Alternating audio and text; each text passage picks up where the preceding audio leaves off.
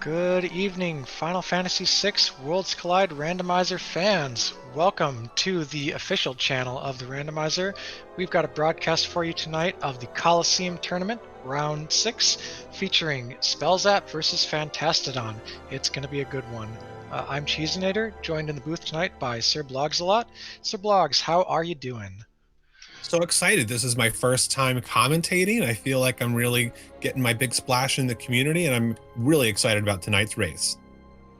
Awesome. Well, let's talk a little bit about the stakes.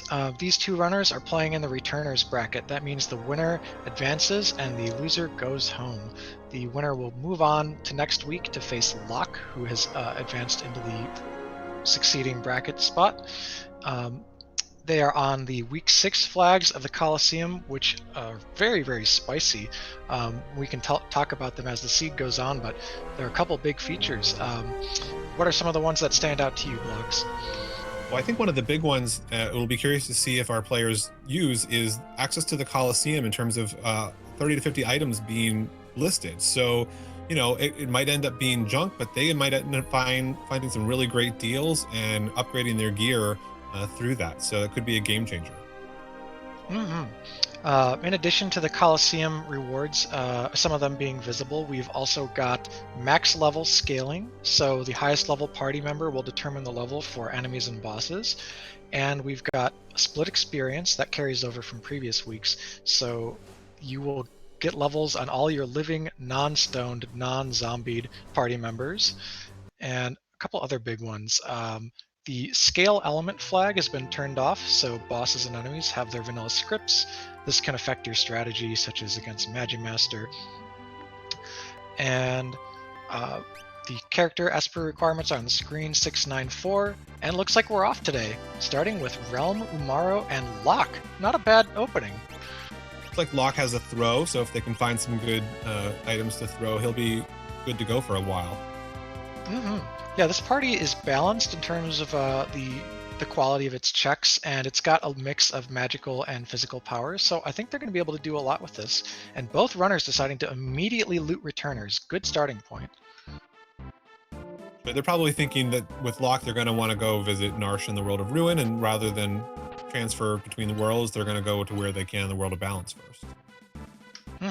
And we already got some great loot. We got a Valiant Knife. Locke is a vanilla Valiant Knife wielder, and maybe Umaro could hold it as well. That's an endgame possible weapon with defense, piercing, and it does extra damage based on your missing HP. We also found a Tech Star, which is the best repurchasable throwing weapon in the game. And a Hero Ring, which will definitely help boost some damage for whoever uses it. So we'll talk about what the runners are trying to do here in this early game. There are no elemental rods for sale in the shops, so they're going to be looking through trying to find some basic essentials to buy with their opening slew of cash. As well, they're going to be looking for some offense that can get them through a boss fight. An elemental shield, for example, in a shop or in a chest, that could be leveled into to give you a fire 2, ice 2, lit 2, that sort of thing to get your seed off the ground. We see Fantastadon wasting no time heading right to South Figaro to continue the looting, and spellzapp not far behind to do the same. Yep, South Figaro is the densest neutral check in the game that anyone can go to. There's, I think, between the town and the basement, something like 22, 23 checks. It's a lot. And there's also, of course, 4 more shops to look in for loot. One of the important things in these shops is that they are random tiered. In general, that means that fewer elite items will appear in the shops in the seed, so you won't be as likely to see Illumina, Ragnarok, the highest tier of defense like Behemoth Suit, Minerva, those sorts of things. You might find them in the Coliseum.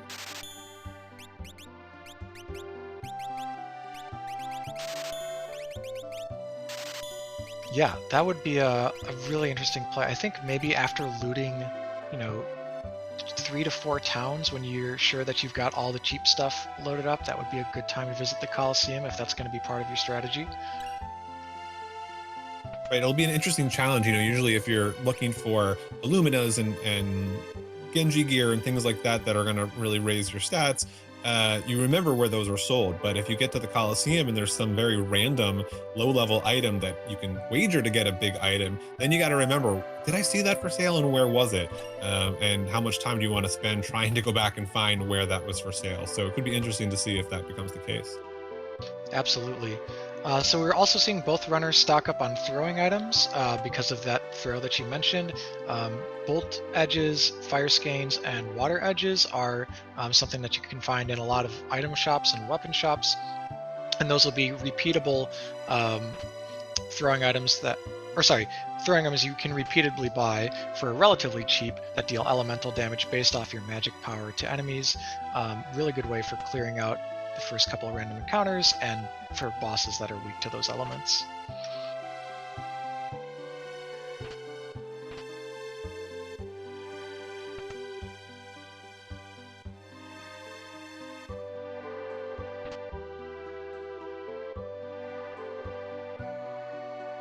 For all the chests in South Figaro, we're not seeing too many exciting items. Well, I spoke too soon. There's a Genji armor that doesn't provide the kind of elemental resist you sometimes want, but it at least bulks up your defenses if you don't have anything else. Yeah, it's a tricky spot to juggle when you're getting all this elite gear early because sometimes you just want to hawk it for cash. Force armor, Genji armor, these sorts of things, they make you very tanky, but in the early game, fights don't last that long. You're looking to just get the enemies gone as quickly as possible. So if you can find offense in a shop, you'd rather buy the offense and sell the defense, and then try and pick up replacement items for that defense later. And we also got a flame shield in the basement here, so that's a good pickup. Yeah, we'll probably see that last one through the rest of the game. I've seen it increasingly popular for people who find Merton and want to run Merton strats where their entire party can either absorb or be invulnerable to fire. Absolutely.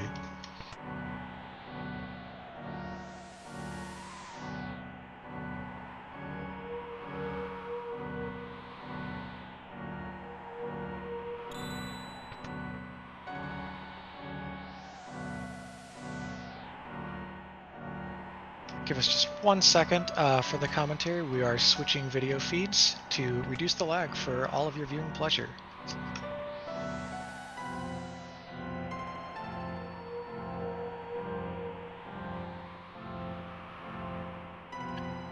And we're back. So, currently we've got World of Ruin Narsh being looted by Fantastadon. That's where you can get the Cursed Shield and figure out how many battles it will take you to uncurse it. 7 in this seed, that's not bad. Very doable. Yeah, throw on a ribbon or a peace ring, and I think we might have actually already found a ribbon. In fact, I see one in spellzapp's inventory. And that'll turn into a paladin shield, which absorbs 4 elements, I think, and nullifies or reduces 4 others. Very, very strong piece of armor.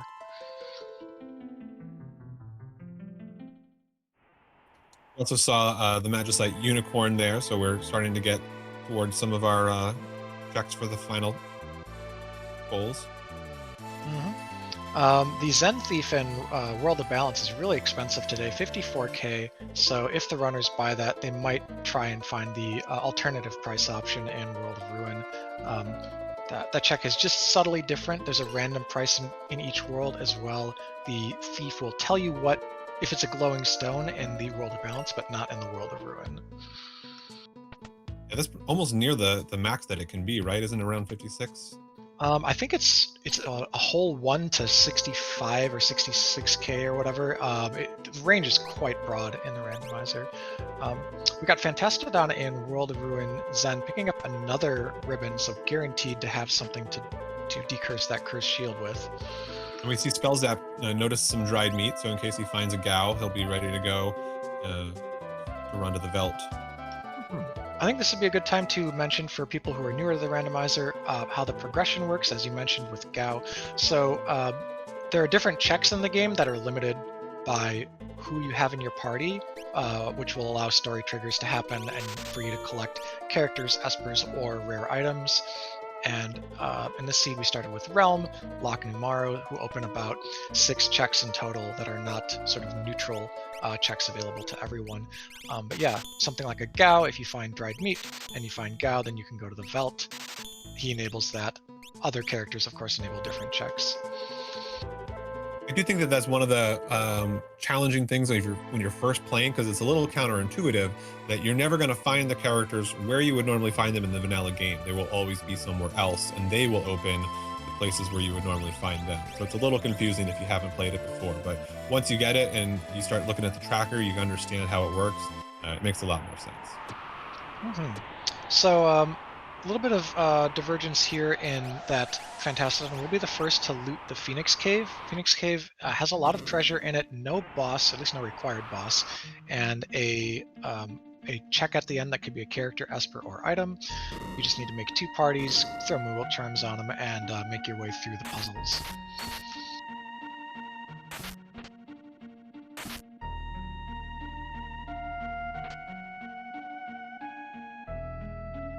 Additionally, in the Phoenix Cave, there's a dragon. So in this flag set, runners are going to want to dispose of 4 dragons before they try to advance to the statue portion of Kefka's tower, which means usually you'll see about 2 or 3 done in the overworld, and then 1 to 2 fought in the tower itself, based on runners' situations. So this routing in early a Phoenix Cave, if it's not required, may be something you would want to have done later, so that you can fight that unscaled dragon and count that towards your win conditions. Right. Likely, we're not going to see Fantastadon take on this unscaled dragon, having not fought a single battle in the game yet. And spellzapp is in the Coliseum, looking to get a prize here. Umaro is a great Coliseum fighter with high base stats and who will always attack and not use other distracting commands. Really good way to get some basically imbalanced trades off. Unfortunately, it gets sneezed away by a wart puck. That's not what you want when you're trying to use Coliseum strats.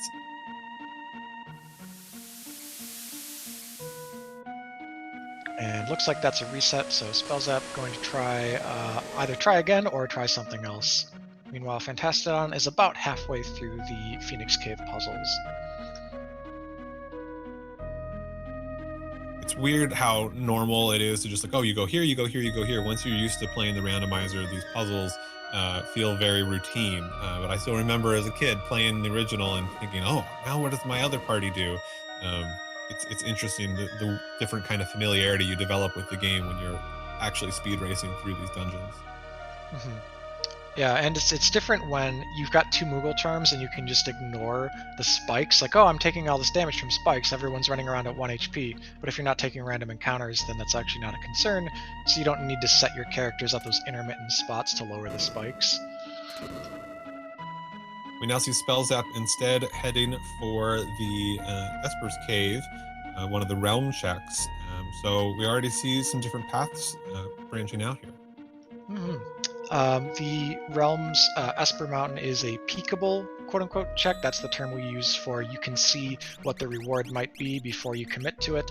It is not a character. It's either going to be an Esper or an item. Similarly, over here, we had an Esper appear for Fantastadon, Crusader.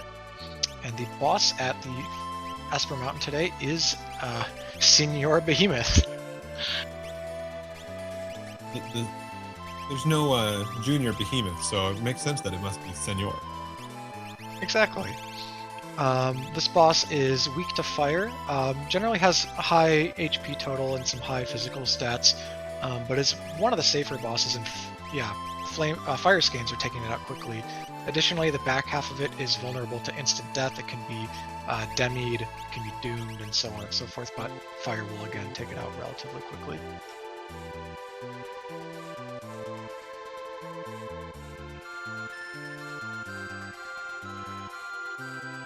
Looks like in the commentary in chat, one of our runners may have equipped the Cursed Shield onto Umaro, who unfortunately is incapable of uncursing it because Umaro does not gain MP, which is required to get through the number of battles to uncurse the shield.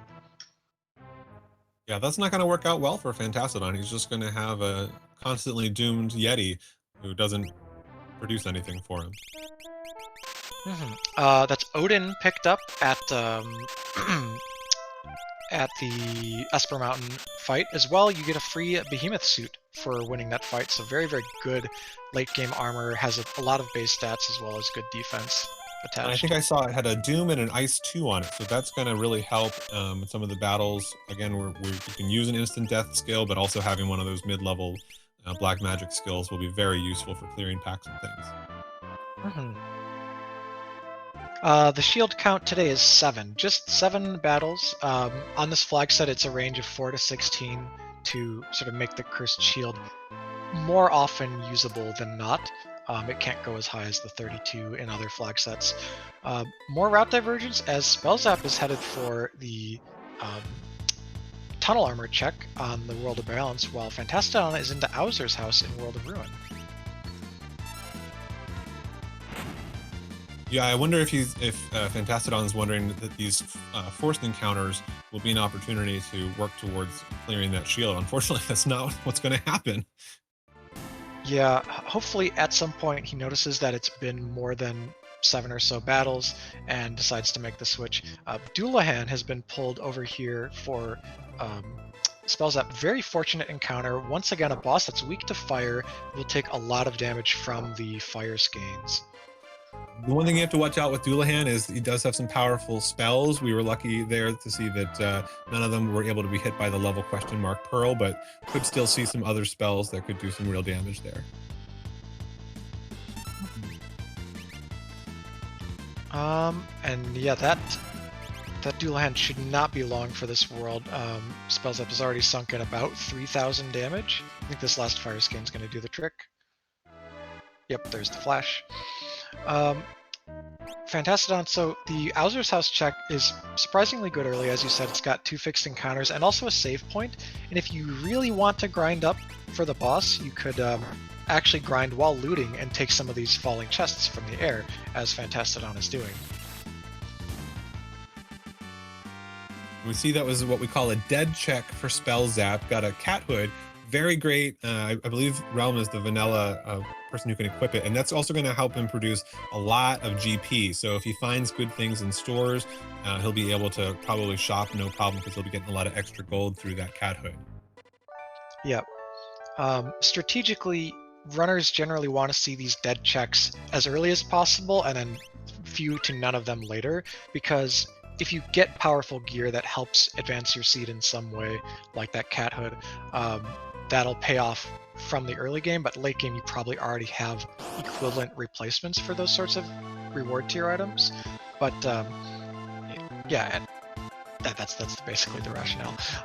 We've got no character here at the Chatternook spot in Owzer's house. Instead, Ghost Train has been pulled, and the reward will be either an item or an Esper for Fantastadon.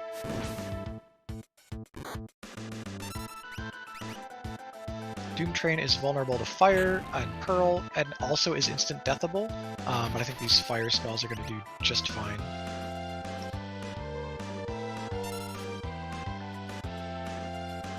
And yeah, sadly nobody's got Blitz to suplex this train.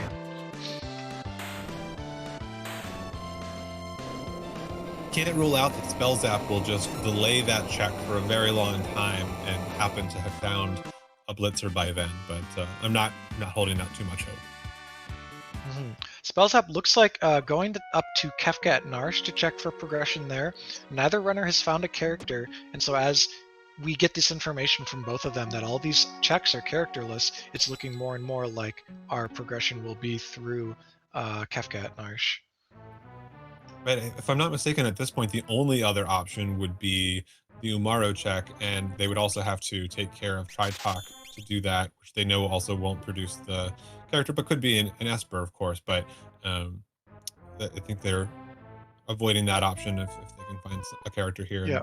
Chat is saying that Strago was able to be peeked, was sort of poking his head out from the caves in the World of Balance Narsh to indicate that he's behind the Umaro check. So it looks like we're being funneled not only towards that particular character in our progression, but also Strago himself, not the greatest to get as far as the options you'll have afterwards.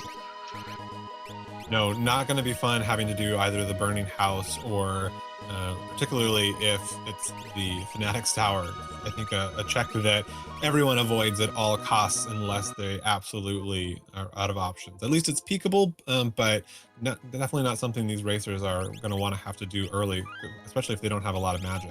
At least we have like some of those mid-level spells from the Flame Shield, the Ice 2 we saw on the one Esper. They'll at least have something to work with. And Umaro will just do Umaro things. So we'll have to see if that happens. Mhm.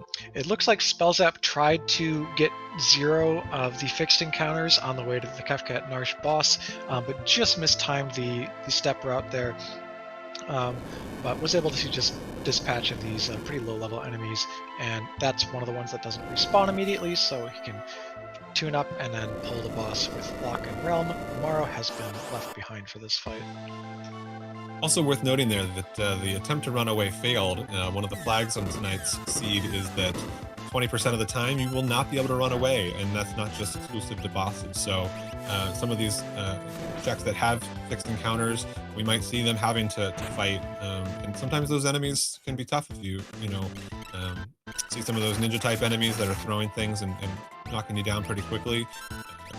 Disaster could strike. A fight that was not disastrous, thankfully. Narapa was pulled here at Kefka at Narsh. Narapa absorbs fire, has a reflect up automatically, and tries to condemn the party members right at the beginning to death sentence them, but has very low HP pool, so if you can do any kind of untargeted non-fire damage, you're in good shape, and spellzapp dispatched of Narapa in about 3 turns.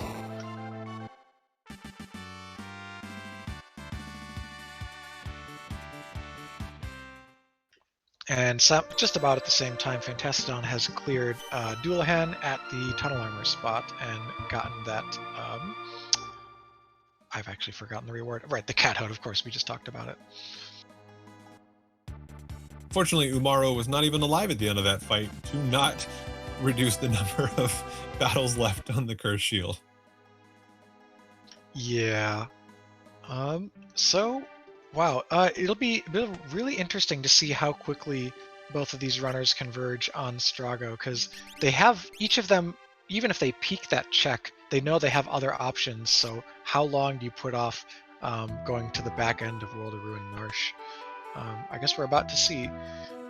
spellzapp re-equipping all of his Some characters. very good items in that store that Fantastadon just found. I think this is Thamasa.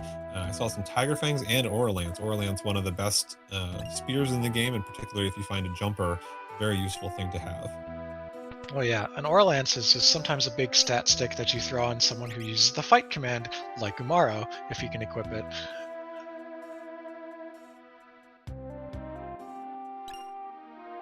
Yeah, both runners doing a little bit of shopping. World of Balance Tomasa, where Fantastadon is, has a few treasures to loot. There are 5 collectible, actually 6. Well, there's an EXP egg. Actually 6 if you count the treasure inside Strago's house, though most runners won't route that in unless they do the Cave on the Veldt. That EXP egg is a funny one in this flag set. I've watched but not played these, so I'm not sure exactly how the runners might best make use of it, because of our combination of split experience and max level scaling. What is the right amount to use the EXP egg on your characters, if at all? Right, it's sort of a moot question because it's really just going to create a gulf between your main character parties and any other extra party members that you have, and it's going to just make the enemies harder. I'm not sure that it's actually useful. Yeah, it's kind of a wager. Do I scale harder than the enemy? If you're getting like a magic +2 or strength +2 Esper onto a really important character, I could see it paying off. I certainly would rather face level 45 enemies with a sword tech 7 high strength user than face, level 30 enemies with someone who can only do sword tech 5 and 6. And it is because we don't have the elemental scaling on, you're not going to face extra scaled abilities. I've seen seeds where enemies that aren't supposed to have Fallen One are casting Fallen One on the party. So you can think about that the abilities are still going to be vanilla, so maybe I'm better off being higher level. Very good points indeed as well. Some of the veteran runners in chat explaining some of the advantages and disadvantages of it. Fantastadon has pulled the Signora Behemoth and is on the first phase right now, pumping in some high damage bolts from Realm. Umaro doing Umaro things. Fire Scan, of course, can deal the bulk of the damage here, and is on to phase 2. Spellzapp currently looting, looks like World of Ruin Zen, and is already out, possibly onto Phoenix Cave after this, since it is the nearby check. Yeah, having Realm and seeing some of these high-level abilities, I think we saw a Flare learned on one of the Espers too. You know, if viewers aren't familiar, Realm is often known as the Murder Child because she just has the highest base magic stat, and if you're not finding magic bonuses on Espers, you know, she's definitely the go-to magic user. So she's going to be good to go with these high-level magic skills. So we're seeing Spellzapp actually commit to the play he knows. Better to do that than the one you don't know. You need characters. In fact, you need 6, and more characters equals more options. So Spellzapp running back here, gonna probably bypass this unscaled dragon, go through Tritalk to Umaro, and get Strago.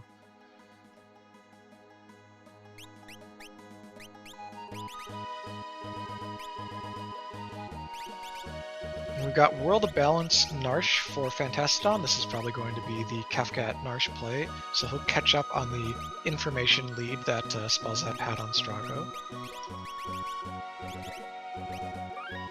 I'll be curious to see if he follows that lead or goes up to see Kefka at Narsh first, because if he goes up to Kefka at Narsh, he's probably going to feel like he might as well do it while he's there, but he's going to be disappointed not to see a character. Absolutely. Kefka has kind of rolled into a French vanilla spot. It's still on this snowy field up at the top of the mountain, but it's in the wrong world. Kefka here is in Tritalk's spot. Very easy fight generally. Vanilla script includes bio. You're not really going to see much because your offense is so high, Kefka will escape pretty quickly into the fight. In this case, I guess escape off the cliff as opposed to back down through Narsh. Yeah. If only we could take care of him here. We wouldn't even have to fight the final boss. Always funny when you see Kefka as one of the statue fights, right at the end of Kefka's tower, and you're like, wait, I just took care of you. That sneaky clown. Ooh, and we see an offering. That's going to be very helpful if we use that Valiant Knife I think we found earlier. Yeah. It's good endgame strats available now. Yeah, I think ideally, to kind of spread around your damage, you want to pick a different Valiant Knife user other than Locke, because Locke is throwing. So Locke already has that sort of defense ignoring physical damage scaling threat in the form of shurikens, ninja stars, and so forth. So if you can find anyone else to buff up with some HP, Espers, Red Cap, Muscle Belt, those sorts of things, throw a Valiant Knife offering on them, you've got yourself a big late game monster. Okay, I don't know if we saw who can equip the Valiant Knife. That's always sort of the question. And certainly at this point, with Realm focusing on spell casting and Umaro being Umaro, probably just the default option. But oh wow, spellzapp. This is an aggressive play. I guess there are some dragons that you can actually handle. It's vanilla script, so you know exactly what they're going to do. Things like Reflect, Mute, Stop can get you through various dragon fights, and if you match up well elementally, like we've got this water weakness here, that did 2700. This is a winnable fight, I think, for Spellzapp. Right, and we know that Realm has that fire shield, so as long as she's got MP to spend, she's going to keep churning out those ice 2s. Yeah, even if only Realm survives this, it's still like, A, it's a dragon down, and B, you're going to have this absolutely enormous character. Right, and we know with these other checks done, no one's going back to World of Ruin Narsh. So Spellzapp must have just said, I've got a Flame Shield, I've got Ice 2, might as well go for it. I'm going to spend probably a little bit more time, whacking them down, but definitely going to save time later when you don't need another dragon. Yep. Meanwhile, in the opposite snowy world, Fantastadon has pulled Narapa. We'll have a much easier time with that fight than App has with the Red Dragon. Unfortunately, it's going to be pretty hard to keep Lock up. I know spellzapp will want to distribute the experience more evenly, not move up the scaling so quickly, and of course make sure that Lock keeps up with Realm. But with only one character absorbing or resisting the relevant elements, it could just be too difficult. Right, that might be an opportunity where you can use the experience egg to just help Locke catch back up to Realm in a couple of fights and then take it back off of him. So there's not that imbalance, but he's caught back up a little bit. Yeah. Let's see here. Fantastadon definitely has the EXP egg because it was in Tamasa. I don't think spellzapp has been there or has one, but correct me if I'm wrong. That could be right. Yeah, I think it'd be actually quite dangerous to just have one of your characters get a dragon's worth of EXP egg experience right now. As chat was saying, like early game, it might be a little spooky to boost up the levels so high. So it's probably better that spellzapp doesn't have one in this exact spot. Right, it's very different, you know, if you're doing progress check and you find experience. I actually was doing a seed this week where I was able to find experience eggs in a store, and so I gave everybody an experience egg, and I was doing progress checks, so I was very beefy. I probably spent more time before going to Kefka's tower than I needed to, but when it's tied to the highest level like we have here, it's definitely not going to be a change maker like that. Yep. And with Flare, of course, threatening to end everything there, spellzapp resets the fight. Was not able to get through it before Flare came down. It would have taken 12 to 15, according to chat, Ice 2s or Water Edges to get through the fight, so just a little bit too difficult. So we're now down here in Umaro's cave, gonna grab a couple chests, and then go and talk to the dangerous carving, the skull on a stick or whatever it is. Yeah, definitely, you know, we still see an advantage here for spellzapp getting the character well before Fantastadon will. Fantastadon also trying for the monster in a box and only seeing the PM stalkers. Kind of disappointing. He's probably looking for that offering, doesn't know he's going to find one somewhere else.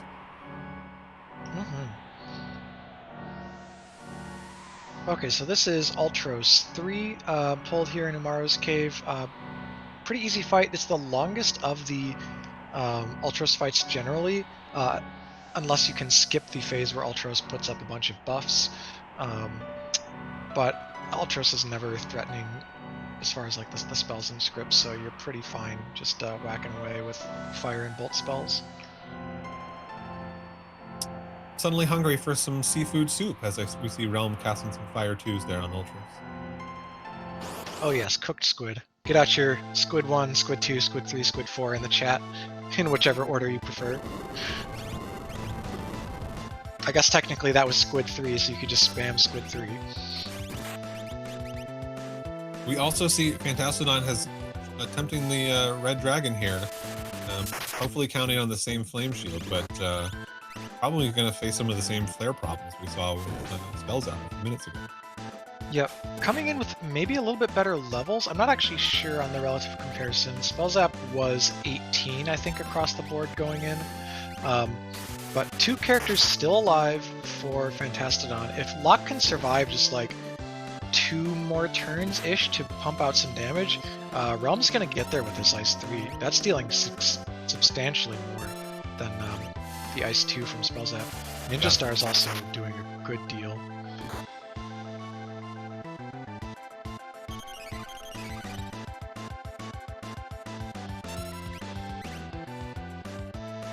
Physical attack is a great turn. Locke keeping alive with some potion strats. Anytime the enemy is doing less than 250 a turn, you know that you can keep yourself upright with a potion. Yeah, Realm is just making quick work here. We're going to chop up this dragon with ninja stars and throw it in the freezer. Level 4 Flare. Does it match up? It does not.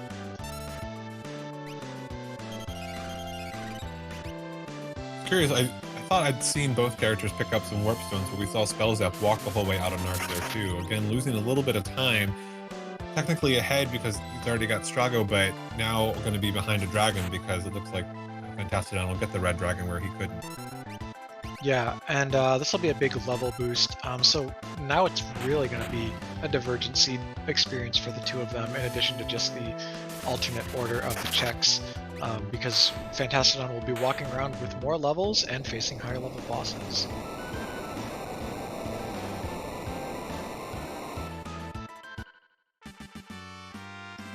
There it goes. That's a big old dragon. You get so much in the way of rewards from dragon fights, all their XP, MP, and they always have their vanilla drop as well as a reward tier item. Today it's an Ooh, economizer. I was gonna love that. Yeah, economizer is situationally very powerful. It's better in the early game and then in the very late game, right? The early game, it lets you cast spells at all, sometimes the ones that you can't afford. And in the late game, if you pair it with like a gem box, you can spam your expensive spells. But this might be the time where you hawk it for cash. It really depends on what you think your end game plan is, and if maybe stuff in the auction house, for example, is more valuable to you. Right. Well, we'll have to see because, with this highest level scaling, it's not necessarily advantageous to really bulk up, as we were talking about with the experience egg. And so, likelihood of having a lot of MP not as high. So, that could come in handy too if you want to turn out some pearls and ice threes and things like that, multiple battles in a row. Could come in handy still. All great ideas. Um, yeah, I guess an underlooked sort of upside to this type of scaling is that you can do as many checks as you want and get as powerful as you want from collecting relevant espers and things and relevant characters, and then go and sort of blast your way through boss fights in succession to sort of stay level with the scaling rather than with other modes of play where you're sort of penalized a little bit by collecting espers and things before you do your bosses.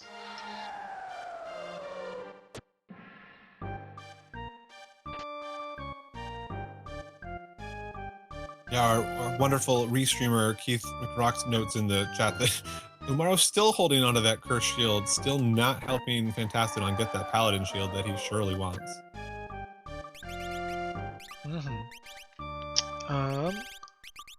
So let's see, they're catching up a little bit on each other's footsteps. Spellzapp still has not done Phoenix Cave.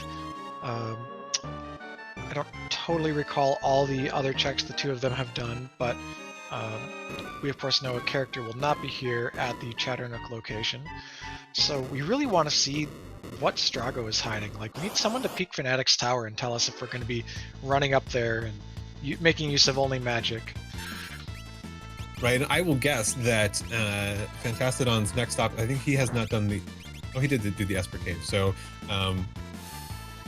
they're both out of other checks other than Strago. So we're going to see something or other soon.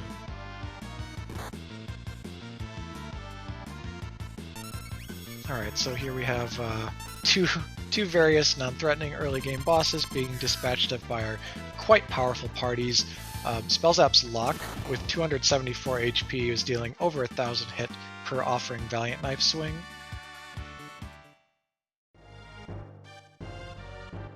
And Realm with 4,300 off a Bolt 3 to just obliterate the squid.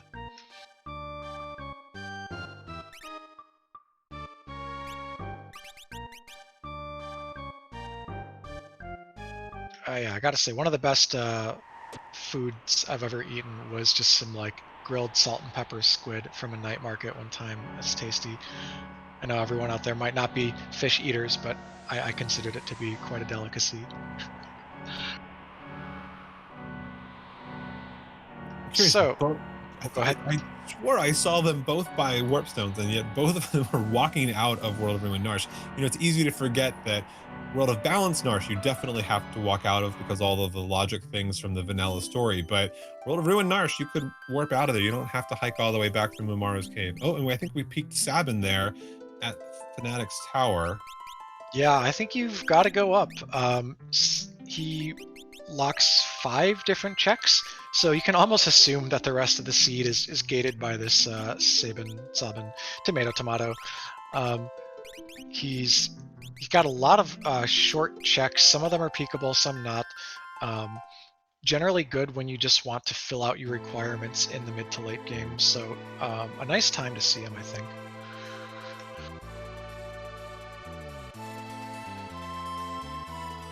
Also, this dungeon is if you love your D-pad, or in spellzapp's case, your keyboard, it's a great feeling. If you've got a really poor D-pad that's slippery and hard to change directions on a fly, well, Fanatic's Tower is not where you want to be. I mean, you're getting in a repetitive stress injury no matter how you do it. So you just hope that there's one less level left than you remember. We're seeing two new checks simultaneously as Fantastadon takes on Abbott's Rock, an RNG-dependent check where you're trying to... Ooh, hey, that's an Illumina. Yeah, an RNG-dependent check over here in Abbott's Rock where you're trying to collect 22 coral, feed it to a treasure chest, and then fight a boss. You don't have to worry about any other encounters or treasure looting in the meantime. So yeah, spellzapp, Illumina, that's the reward tier item that makes this check a little bit more worth it. There's always a reward tier item at the top of the tower. So he's gotten a lot stronger just by walking up here, can fight the boss, and then go and take the dragon on the way down. Granted, without Berserk, you can't use the Illumina right here, but it's still stats.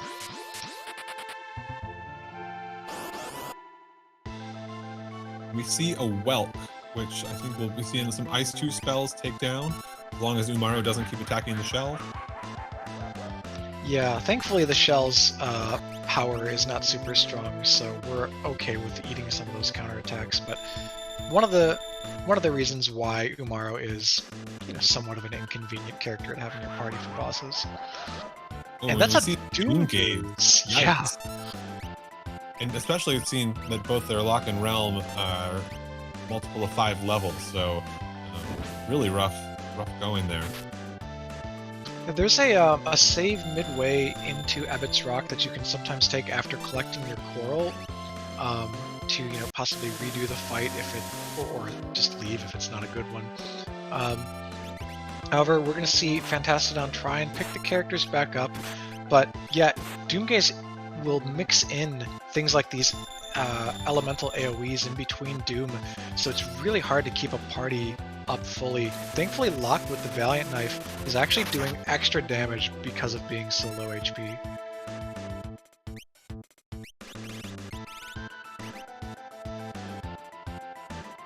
Yikes, down to just one character. Do you keep spamming spells and hope that she can survive, or do you try to revive folks? It's a tough spot to be in. Yeah, I think you just, oh, and there's a Doom. It misses, though, so Realm's still on her feet. I mean, Doomgaze, you try it once. Unless it's hard required, I think this is the only try you'll see, because it's a difficult check to redo, and Doomgaze is a long fight. If you wipe once, you're not guaranteed to get through the second time. And there's no MP reward for Doomgaze. Like, really a lot of reasons to dislike this fight. Right. If he survives, we'll see what the outcome is there. But given we have Sabin, who has so many other checks, we hope that will open up a lot of things for spellzap, and Doomgaze won't necessarily be required to hit all of our checks. Yeah, we're getting up there on the requirements. We're over halfway there on characters and Espers that we know of, so probably going to be able to avoid this. But here comes Locke with 8,000 more damage. Is this going to be enough? There's the crack, and Fantastadon has defeated Doomgaze with the 3 good members alive. I feel bad that I extended concern, because he really pulled that out. That was great. And as a bonus for that fight, if you have any lore users, that's a great way to pick up Arrow. I think I saw Natural Magic on Sabin. Not sure. Did anyone get a... Yeah, I saw that too. Ants and cool. Natural Magic. And on Edgar, here we see Sketch and Natural Magic. The Figaro brothers are both magic users tonight, it seems. That's a magic in the menu, but it's not natural. You'll see the word natural in the top right above the skill box and the status screen if that character has gotten one of the 2 randomized natural magics from Terra and Celeste. I stand corrected, thank you. But yeah, that's interesting that both runners running into separate brothers here. Both really good, honestly. They have they have different kinds of advantages. Edgar has fewer total checks, and they're probably on average slower outside of the throne room. But you get the big discount on 4 different item shops and 4 town shops in South Figaro World of Ruin. So, you know, and also Edgar is a natural spear equipper, which can be good if you've picked up an Orlance. Well, we at least saw Orlance's for sale, and we see that he has a dragon horn there too, and dragoon boots, and it looks like that's exactly what he's going for in his setup. Nice, nice. Yeah, that's a powerful combo. Edgar generally has high vigor, not as high as 7, but pretty high. So yeah, great addition to the team. Looks like Umaro is gone for spellzapp as well. It's much better at this point to be able to control your physical enemy smacker. Sabin's going to get that job done just as well, or probably better than Umaro, with the ability to use items and target. We see not a character there on the Phantom Train, just a Magicite, but looks like spellzapp's going to stick with that Magicite and complete the train. Yep, when you're in this kind of spot with your requirements, you almost have all your characters, but you need a lot of Espers. You almost are guaranteed to be back here coming for this Esper requirement, so might as well just get it now, not waste time resetting your peak.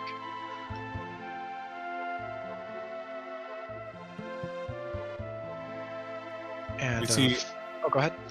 We see Fantastadon going to do the Edgar checks, sort of a one-stop shop. You can do the throne room check in the World of Balance, but you have to do the tentacles and the ancient cave in the World of Ruin, and you can do the throne while you're there. So it's one of those one-stop 3-check opportunities.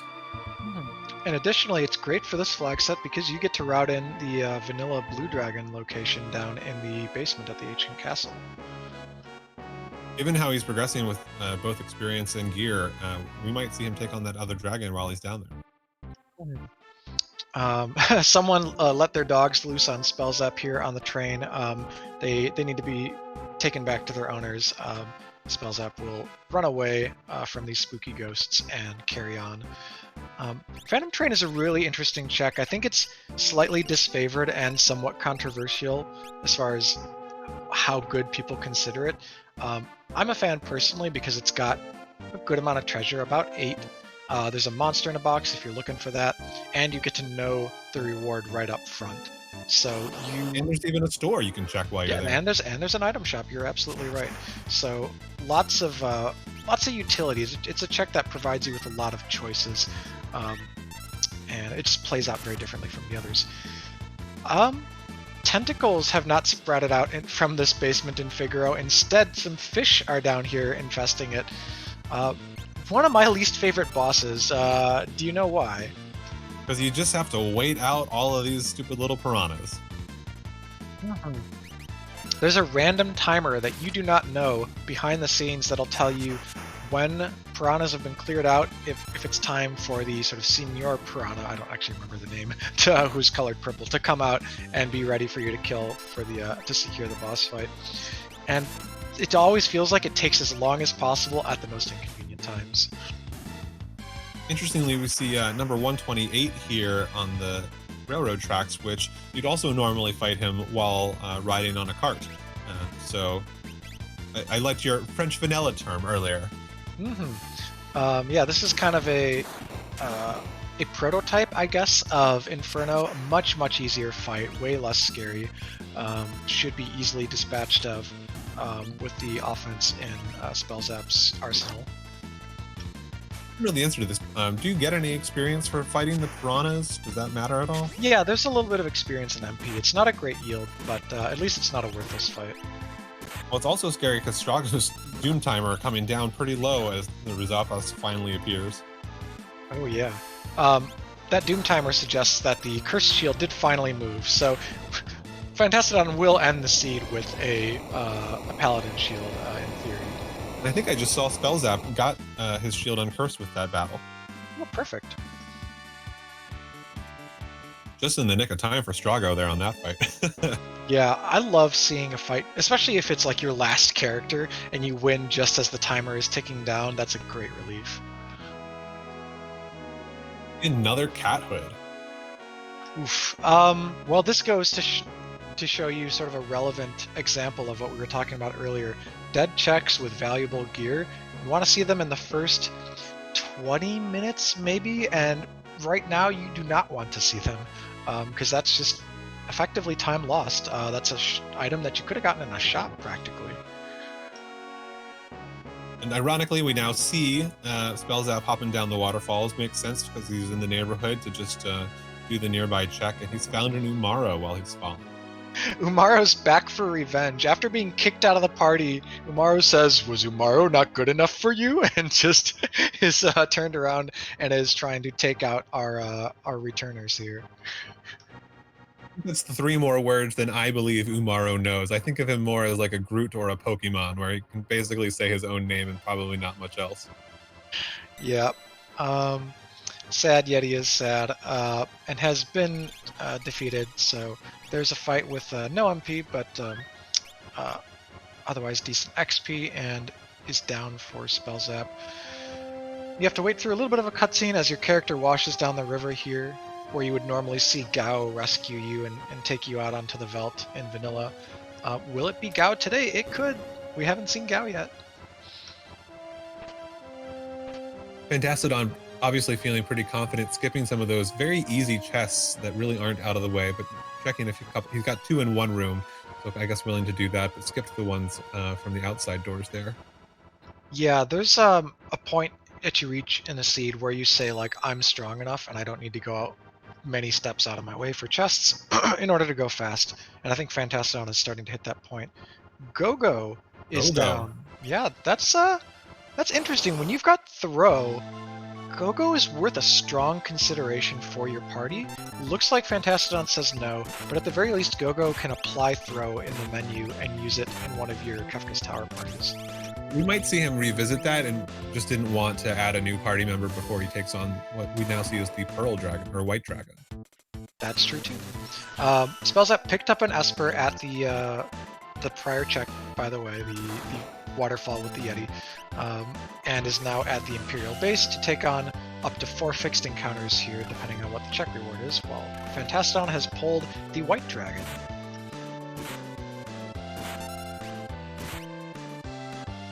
And shout out to Jaxfrock in chat, who has raided with a party of 7. Welcome to the FF6 Worlds Collide channel. Everybody enjoy this broadcast.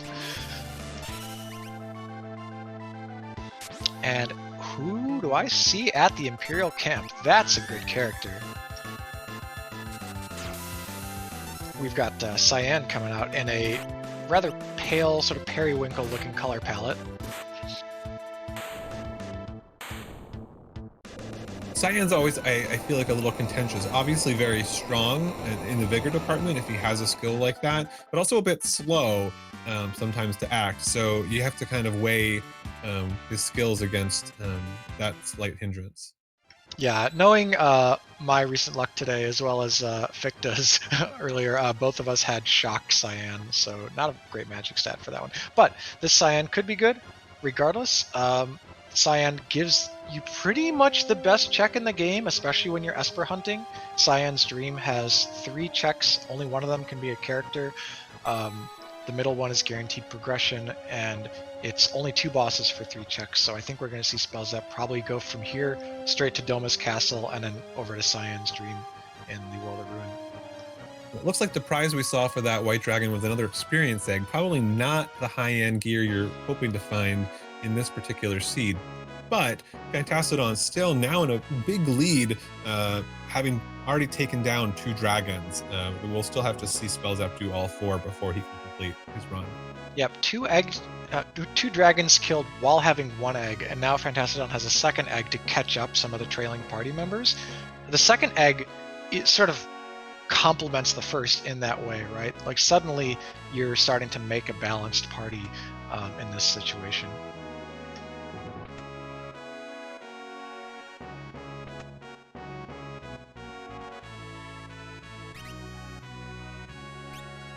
All right, Now, and this is the last, I believe. Yep, the fixed encounters are over. Wow, spellzapp switched away so quickly I could not see what command Cyan had.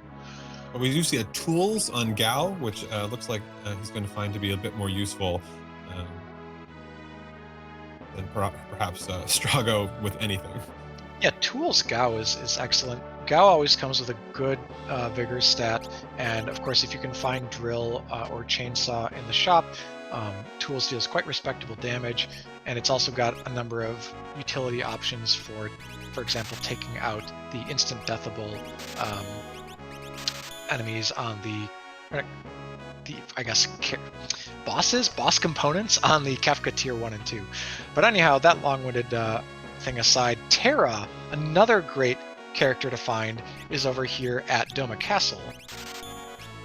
Yeah, as we were saying earlier, looting not necessarily feeling like the most important use of time, so you don't love seeing Terra this far along because it doesn't make you want to do all of the looting in the Imperial camp, but you do get the free check with no boss if you wander through the sealed cave. Yeah, now spellzapp immediately reset. I'm not totally sure on the rationale because that would be character go mode. Maybe he wants to see different kind of character. I feel like Terra plus an excursion into Cyan's Dream would be a pretty clean way to get most of the remaining requirements, but spellzapp has different ideas and is on to Mount Colts to chase the shadowy figure. Oh, it was a Magimaster? I didn't even see the boss. It was such a fast reset, but you figure Valiant Knife would get through that. I guess perhaps the vanilla scripts are a little bit spooky. Right, because we still have Ultima on a Magimaster, right, tonight?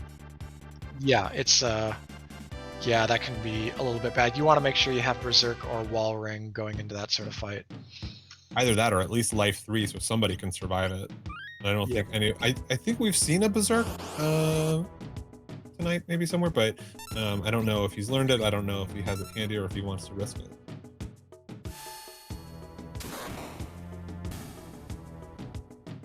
Alright, spellzapp pulling what would be the vanilla Vargas fight. Instead, it's Ultros 4, who you won't get any experience from. You'll just attack a couple times, then his friend Chupon will show up, and as long as you don't deal fire damage, you'll be okay with dispatching of Chupon, who then sneezes away the whole party. And goodness, the characters, I can't keep up. Mog is on the Veld, accessible with Gao, so get your Mog champs in the chat. And a Mog with throw, too. That's right. We have that's a flag. That's a kind of a feature of the Coliseum, is the fully random character abilities rather than random unique. You can get more than one of the same. So we've ended up with 2 throw characters tonight, and yeah, throw's very, very strong. I certainly don't mind having it on more than one character. Well, and here again, we're finding that the cat hood early is going to come in handy because it's going to be very easy if you can find a shop with ninja stars or tack stars to just load up and never have to worry about running out. Quick correction from chat. Magimaster no Ultima hasn't been turned off or anything of the sort, so we indeed wouldn't have seen that particular spell from Magimaster, but still it might have been a fight spellzapp considered too long to be worth investing in, and preferred to try and land a 6th character in a different way. And yeah, spellzapp's party pretty well rounded out here. Would probably rather just see Espers at this point in the game.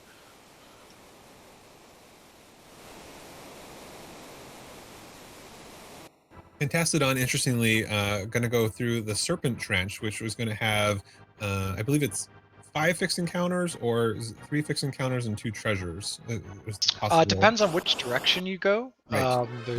There's sort of a varying amount, but if you want more encounter, less treasure, you go left at the forks and vice versa.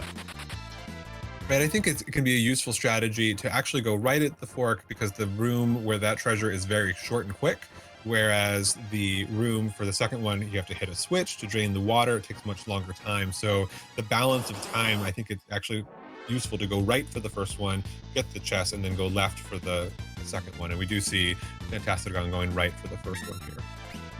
Spellzapp is in the Collapsing House in World of Ruin Zen. That's one of Sabin's checks. That's where you would get Sabin, who is holding up the house in the vanilla game. But it was revealed that it was not a character, so this could be an advantageous check, hopefully for an Esper. And yeah, I'd really love to see a Cyan Stream play. It's not as important to do when you don't have a sword tech user, but it feels like an efficient way for spellzapp to possibly close out the non-dragon requirements of the seed.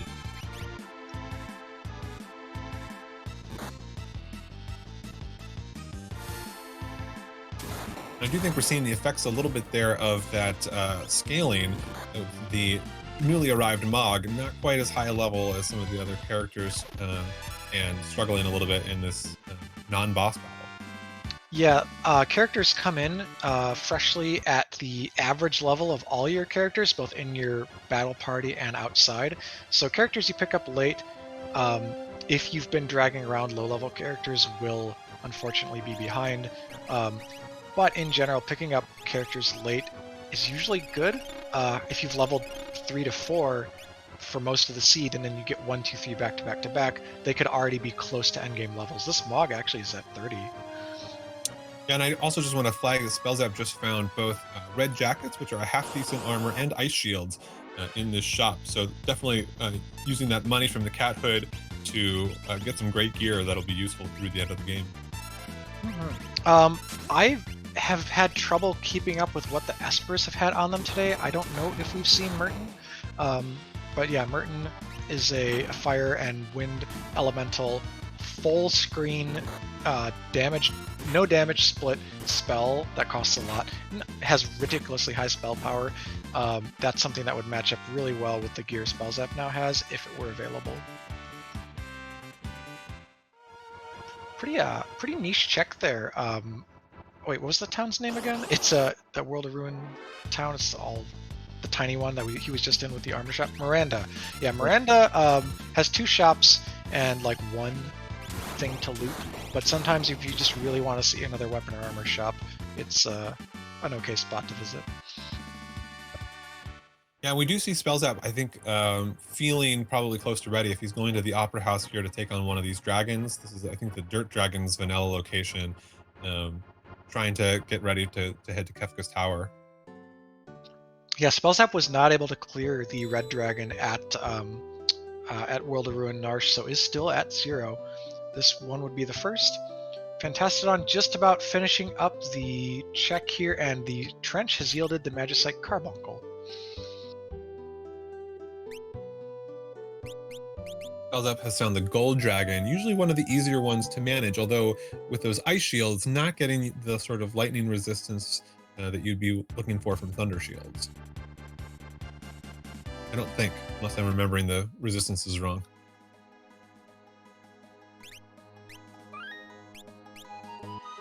So, yeah, that was actually really...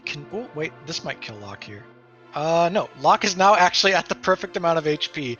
The Gold Dragon has weakened but not killed Locke, who's coming in with pretty big damage off the Valiant Knife. It's exactly what you want to see.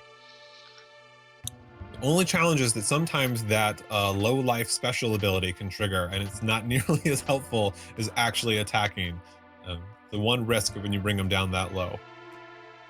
Yep. Chat is pointing out the kind of silliness of how this is a quote-unquote dragon in vanilla, but it actually is using a palette swap from a very clearly dinosaur-like enemy in the Brontor, I want to say, that you fight elsewhere in the seed. I don't feel too bad about that, because we also see the normal dirt dragon similar to a Tyrannosaurus. So I assume it's canon that dinosaurs are in fact dragons. Also, spellzapp now has both an Illumina from the top of Fanatic's Tower and a Ragnarok from the Gold Dragon at the Opera House. Fantastadon has already done 2 dragons and clearly doesn't need to do Fanatic's Tower for Strahd. Well, wait, already did. Actually, wait a minute, hang on. Strahd, For Sabin. Sabin, that's right. Yeah, so these runners, with their divergent paths, have gotten very different rewards, and spellzapp's going to go in with the 2 best weapons in the game. They have strong spell procs, they have strong base stats and power. Lumina's good from the back row, but if you're dual wielding it with Ragnarok, you probably just stay in the back row. They do spell crits, or MP crits rather, to up their damage. Just a whole lot good going on with those, so I think spellzapp is well over prepared with offense for Kefka's Tower. Right, and we do see him doing a smart check here by going to Mount Zozo. Here he'll get to take on another dragon and get a check that could be one of the espers that he needs to get ready for go. Mhm. And that's Fenrir. I want to say Fenrir was just picked up at Mog's Lone Wolf check at the back of Narshir in the World of Balance for Fantastadon. Fenrir is protection against Calmness at the end of Phase 3 of Kefka, so really clutch Esper to pick up. And we do, in fact, see an Esper here where we would normally find Cyan writing his love letters. Catfishing, well before catfishing was a thing. Mm-hmm. So this Esper count is looking good for both runners. Fantastadon is actually over budget on characters, but they're even on even on Espers, and spellzapp is about to even up the dragon scores. So really, an hour and 2 minutes into this, we're looking at a pretty close race, and it's very hard to tell because Worlds Collide has such divergent possible paths within it based on character gated progression. So it's been really fun to see them take two different approaches to the seed.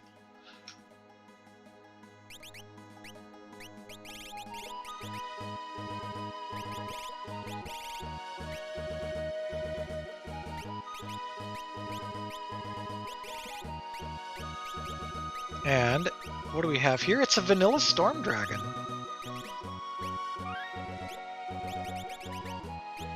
That Bolt 3 is going to be pretty handy for that fight. Absolutely, yep. As long as you don't cast wind on this, you're in pretty good shape. Storm Dragon does have a high HP pool, but Locke is absolutely destroying it here. That's 12,000 damage coming out in one round from the Valiant Knife. And I think counterintuitively, it's actually weak against lightning, so that's why those Bolt 3s are doing such heavy damage. Oh god, quad 9s from Realm. And Fantastadon in a atypical, I think, check here for this point in the game, but has different and possibly slightly worse options than spellzapp with the selection of characters he has. He's in the Burning House. There are a lot of very difficult to avoid encounters in here based on how you have to walk to dodge them. And is fighting a Steroidite of all things in one of these randoms. Going to be worth a lot of experience, but is possibly a little bit of a time loss. It really depends.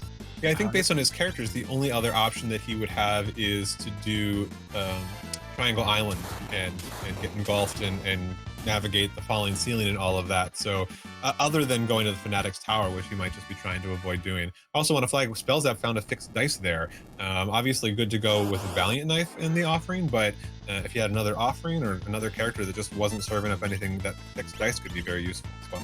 Yep. I bet spellzapp must have either not bought warp stones, bought them and forgot them, or not gotten warp or anything, because yeah, you don't often see the walk backwards out of Mount Zozo, but I mean, I trust the runner better than myself to have a wherewithal of what's happening in their own game. So spellzapp, just walking down mountains all seed. By the way, if we had seen a Rager, which, I mean, we might still for Fantastadon, Fantastadon fought a Stray Cat, the best physical rage enemy in the Burning House here. Yeah, and always if you don't have a Valiant Knife or fixed dice and you're looking for something to use that offering for, it can be a really great choice because while you don't have control, you can't use items or think about your targets. You're going to be hitting quad 9s 4 in a row if that Stray Cat uses Cat Scratch. It's pretty strong. So spellzapp catching up on what was a very early game check for Fantastadon. And I talked about this before. If you do it early, of course it has no required boss and it's just a good lootable check. If you do it late, you can actually take on the dragon and route it in. So spellzapp's going to be able to actually take the lead on dragon count here through this and get an 8th Esper. If the Burning House has an Esper, then the runners will no longer be even on progression. Spellzapp would be one ahead in the requirements.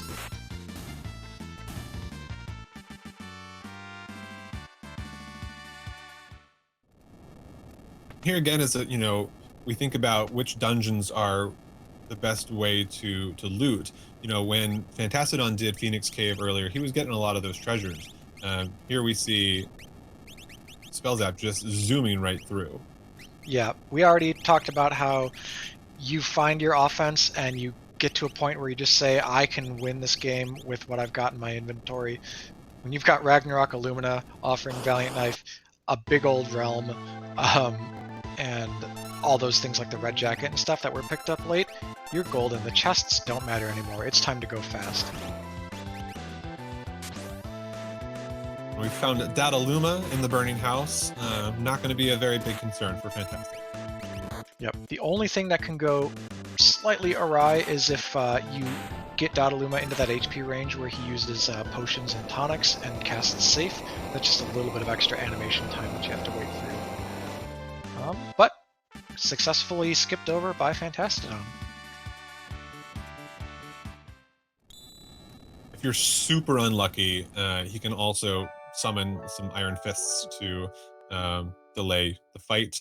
And I think he can start throwing things too, which can be dangerous. But we see that Fantastadon has found a Phantom, so closing the gap that he needs to close there on his Espers. Yeah, so interestingly, Fantastadon's at the point where you could just forget more character-gated checks and try to pull 2 Espers out of the auction house if it has any Espers and has 2 of them. That would be probably the best available play for Fantastadon that doesn't require doing, for example, more party juggling to get into Zone Eater. Going here to World of Balance Zen, I don't know if Fantastadon bought this Esper earlier. I don't think we saw either of them buy it. We saw a much cheaper price in World of Ruin, but I don't know that we saw them grab it. Okay, well that was a quick way to keep up. So that's actually, is that 8 or 9 for Fantastadon?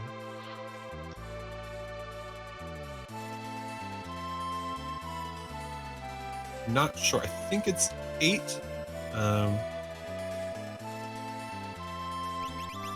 Yeah, we'll see. So heading to the Opera House here to clean up a... Nope. Heading to Jador. Okay. Yep, definitely going to try that auction house to find that final Esper. Cool. Spellzap has cleared up the... what do you call it? The Dirt Dragon that was at the Red Dragon spot in the Phoenix Cave. So that's 3 dragons killed for Spellzap. And Fantastadon's going to try the auction. No, the auction house has... Yeah, no stones. So there's a couple of things in this randomizer that are different than vanilla. The auction house has 1, I believe, Esper in vanilla. I don't remember which one it is. Siren, maybe? I think Zone Seek? Oh, Zone Seek, okay. There might be 2. I think it might be 2, but I think one of them is Zone Seek. Cool. So yeah, in the randomizer, some of the extra treasures can be turned off. You can also be given a hint at the door as to whether Espers are still in the auction house. That makes it overall easier to get them out and use it for some of your progression in the gated Worlds Collide style randomizer. We see Fantastadon not waiting to get to Kefka's tower, but going for his 3rd dragon there in the World of Ruin Opera House and going to find the gold dragon that we saw Spellzapp take down just a few minutes ago. Wow, so yeah, still a really tight race, very close on requirements. Fantastadon pulling that Esper at the end of the Burning House really made the check worth it. And let's see, what Spellzap's going for some shopping here, some supply running in World of Ruin Zen. Oh, sorry, not Mowgli's, not Zen. We're in Albrook. Albrook, yes. And that's, unless that's, we're just gonna grind outside the tower. I'm pretty sure Spellzap has the requirements, so... Yep, we can get in. So Spellzap with exactly 6 characters, no extras, 9 Espers, no extras, and 3 dragons secured. The Phoenix Cave, the Opera House, and the Mount Zozo dragon. Only has to fight a dragon with 1 party on the way through KT. Gets in at about the 1 hour 11 mark. Thank you to chat for flagging. Gollum is the other in vanilla that's available in the auction. Sweet. Okay, so, I noticed, did I see a life 3? I think when Spellzapp was fighting that Dirt Dragon, he used the life 3 to keep Locke nice and low for the Valiant Knife. That'll come in handy because I don't think we've seen, speaking of Gollum, any other calmness protection for tier 3 of the statues. Fantastadon has Fenrir, Spellzap does not. And yeah, I would have to just see a double check on spellzapp's Esper menu to be sure if Golem was available. Heading in here to the what would be the Inferno fight with Locke and Sabin. Takes the safety save beforehand. Do you have a... Oh, there's a Golem. Okay, so yeah, spellzap is safe. If you have a red cap or a muscle belt here, you can juggle Locke's HP. Doesn't look like it, so Locke will go into this fight at sort of minimum Valiant Knife capacity, but it's just an Ultros. In fact, it's Ultros 1. We saw Fantastadon there. Check the Fanatics Tower. Probably not going to be thrilled to see Sabin. Oh, maybe. I mean, the Fantastadon's problem right now is he needs one more Esper, and he's out of character checks other than going to Triangle Island to do the go-go check. So trying to find that path to that final Esper that he needs. Yeah, this could just be a dragon play if he doesn't want to full commit to the tower, because then of course that means the tower itself isn't go mode. You have to then do more checks with Sabin. But this is an accessible dragon that you can fight with your full party rather than a split party in KT, so might just be taking a slightly different approach. You never know. Yeah, the only downside though is you can only use magic when you're Fanatic's Tower, so other tricks like the Dragon Horn and Valiant Knife that Fantastadon's been using not going to help him in this particular dragon fight. Yep. Skull Dragon, very easy pull. Skull Dragon is one of the vanilla Kefka's Tower dragons, so spellzap going to be pretty safe here. This dragon mostly does like status disables and physical attacks on your characters. Is weak to fire, which Sabin just dunked it for 6,500 with a fire 3, and we're getting about similar damage per round from Locke, and boom. So that's all 4 dragons cleared. Spellzap has hit go mode. Fantastadon probably happy to find that Illumina, so I put it on his Mog pretty quickly. Yeah, if you're ever at a point where you're feeling just a little underpowered going into the endgame and you come across an Illumina, that can just be the puzzle piece that completes the picture for you. And spellzap also, first EXP egg there. Fantastadon's been working with 2 for a lot of the seeds. Spellzap finally gets his first, which could still be used to get a few levels before Kefka, but it does require some menu shuffling.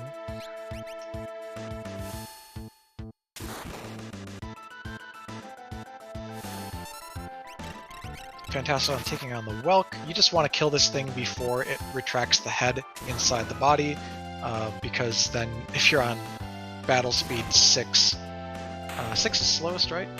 Yes. Yes. If you're on battle speed 6, then it'll take forever to come back out.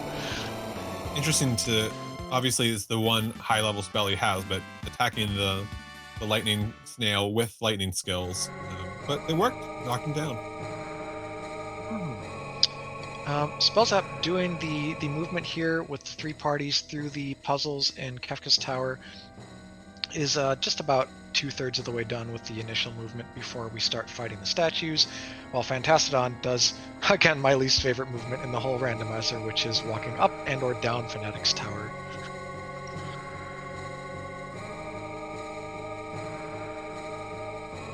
Not as bad as, say, dodging 200 lightning bolts in Final Fantasy X, but definitely feels pretty tedious.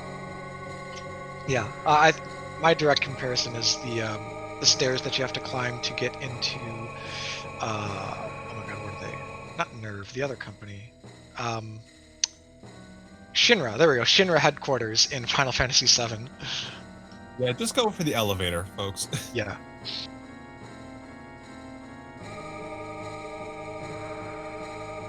I wonder if the same set designer was involved in Shinra HQ and Fanatics Tower and just wanted to curse people with stairs. So, Sabin, tomato, being collected here for Fantastadon. I'm gonna open up the remaining checks that will find the Go Mode Esper. 3 dragons in hand. Spellzap all dragons, all things done, and is lining up Locke to be the one to clear out the last couple, and that makes sense. Valiant Knife offering wielder is basically your strongest, already been through both the Ultros and the Skull Dragon, so has a lot of extra levels to really outscale the opposition. Looks like Fantastadon's going to go take on the Crumbling House, where he will find the last Esper that he needs, and then he'll be good to go. He'll still have to do a dragon.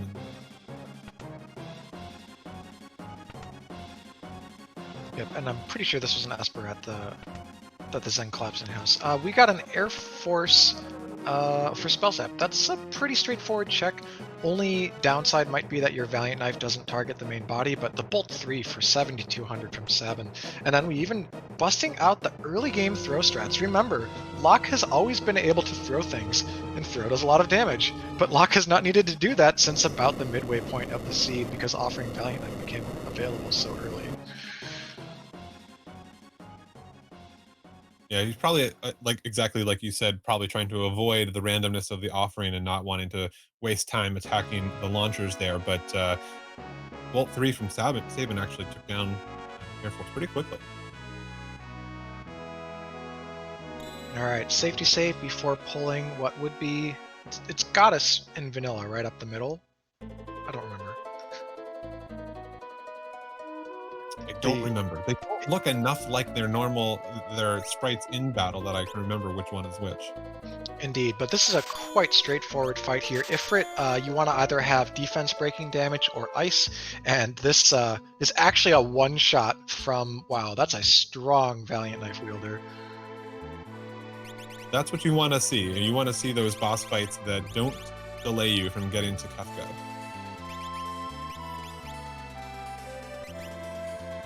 Yep, so only 2 slots remaining. Now we have seen... Ooh, have we seen any statues this seed? We've seen Doomgaze, Magimaster. Not. Yeah, no statues. So, yeah, your worst case scenario here is like one of your smaller off parties that's not quite as strong, that doesn't maybe match up well with elemental resistances, running into something like a goddess. And especially if characters can die in one hit and have to constantly be revived, that's sort of the last way to get your seed bogged down right here at the end. And especially if you're using like a Valiant Knife strat and Goddess uses the thing that requires your character to defend her. Obviously, if they die quickly, that won't last for too long, but again, it delays you finishing that fight the way you want to. But thankfully, it's just Chatternook over here. In this randomizer, there's a flag to speed up Chatternook's transition away from painting form to demon form, or demon monster sorcerer thing form. And Chatternook already transitioning here. You want to use Pearl Element or Fire Element to dispose of him, and not use Ice Element, which... Never mind. Okay, it's not Ice. There's some element that Chatternook absorbs, but it's not Ice. Remember, a long time ago, you said we didn't catch what Cyan's skill was. It turns out it was Blitz all this time, and we've got C and Aura Bolt coming out there. Honestly, that's great utility. When your backup character can use something like that does damage out of the box, you're always happy. As well, there's Mantra, though you're not going to heal much off of Mantra with 409 HP. Or with 0 HP. Mm-hmm.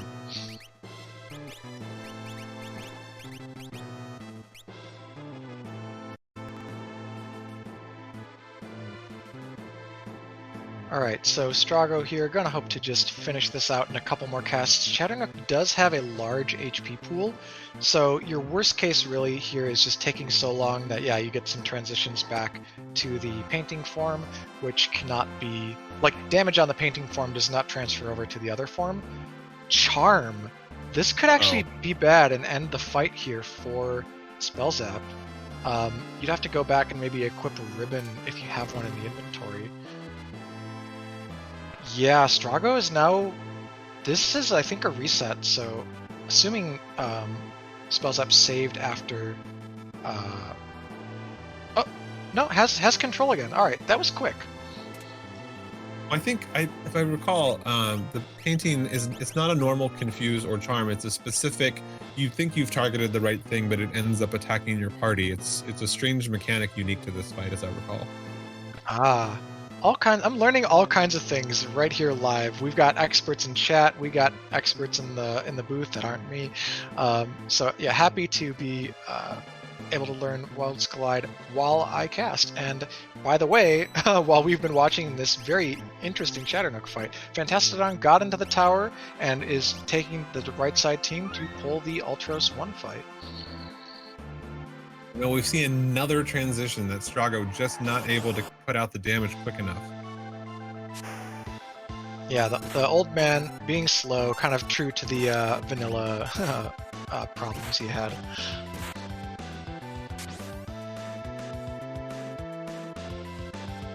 But yeah, now that both runners are in Kefka's Tower, we can really estimate sort of the time between them.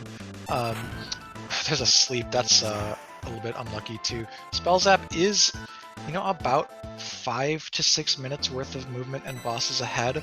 It's certainly not an insurmountable lead. If things go haywire on Kefka, you can see those kinds of gaps close. People can get stuck in phase 2 and 3, like terrifying things can happen.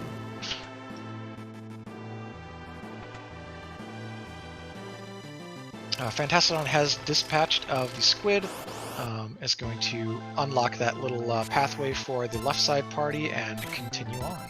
Or maybe that's for the middle party.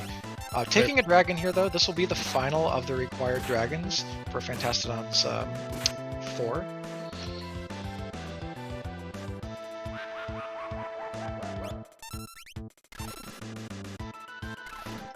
Yeah, lock there doing 8,000 around to the Skull Dragon. It should not be long for this world. Certainly going to be a faster fight than this Chatternook, which Spellzapp has just finally finished. You gotta be glad that that's over.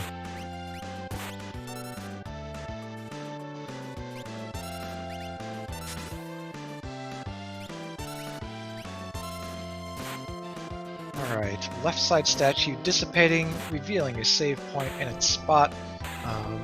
This party will save up and make way for the right side party to take a crack at the last pre-final boss that we haven't seen. Smart, taking the opportunity there. Maybe didn't have a sleeping bag, but you definitely want Strago, whose primary thing, we saw him put the Magus Rod on. He's definitely going to be spell casting for the final fight, so you want him at full MP for that, so thinking ahead there a little bit. Yep, and Fantastadon has enough EXP eggs to juggle them now. Just don't drop them because you don't want to spill experience points all over the floor. They're very messy. Alright, this is thankfully a quite easy and forgiving boss here, assuming that both characters don't get slowed and then grabbed, which would be worst case scenario, just a time loss here for Spellzap, but not a lethal threat. These are the tentacles from the South Figaro castle basement. Should be easy to take care of. Nice pull with the meteor pick. Oh no, we do see Realm getting grabbed. Primary damage dealer. Yeah, because meteor, I was about to say, doesn't split damage and it's non-elemental, so none of the tentacles would absorb it. So Umaro, hit the one that grabbed Realm. Do it. Okay, she's been discarded. Phew. Not a hard fight in terms of how much damage you have to output, but definitely not the kind of fight you love seeing when you're stuck with not a full party because of those seizes. Couple of meteors though, took it down, just fine.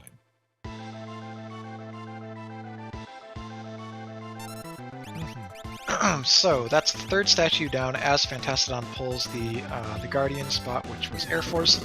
So a pretty clear division. Spellzap is exactly 4 bosses ahead, and we'll go into Kefka with somewhere along the lines of a 6-minute lead. 6 to 8 maybe, depending on how long Chatternook takes for Fantastadon. And here we go. Why don't we explain a little bit about the Kefka tiers? Do you want to start with talking about this tier 1 that we're going to see? So tier 1, not too bad. You want to take down, I think the head and the left arm, or the great large arm. What's the canon accepted description for it? Left or long, and then right or short, because it's from our perspective.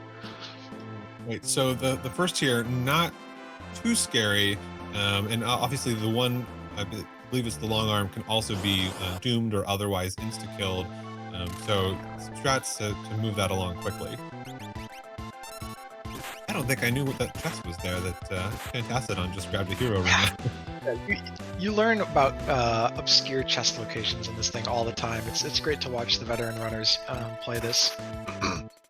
And this is a great pace for both of them, right? It's a difficult flag set, so they're both well on pace to not only finish under 2 hours, but finish under, 150 or even 140 in the case of spellzapp.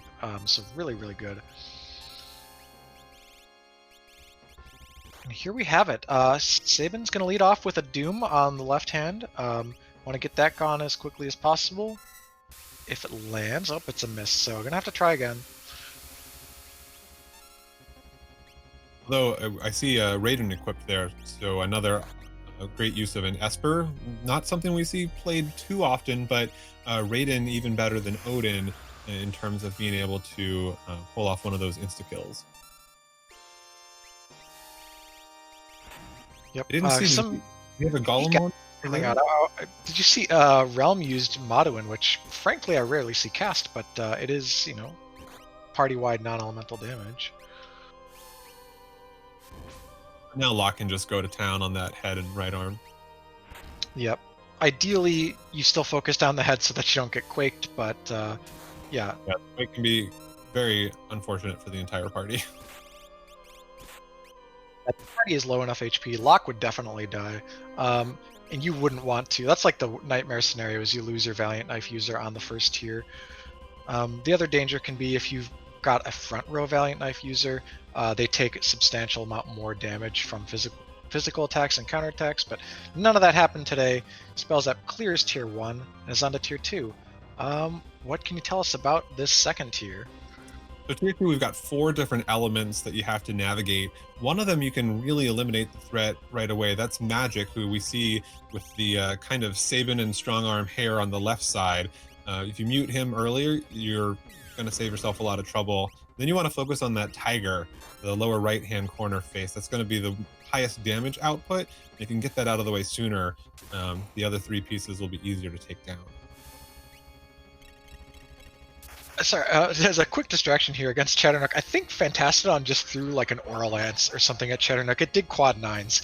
But anyways, back to the Kefka fight. Look, if you got him, I guess.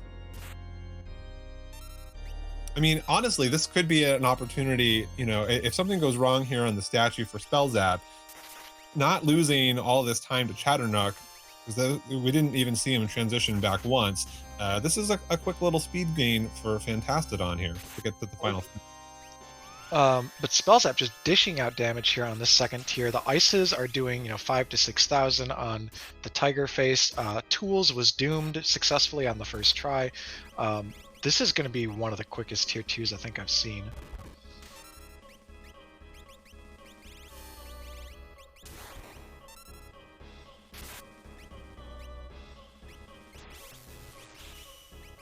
Right, one of the reasons you want to mute Magic on the left there is you can cast Life 3. So what you don't want to happen is Machine getting fresh life and you have to kind of redo that part of the fight. You want to be able to weed everyone down at the same rate.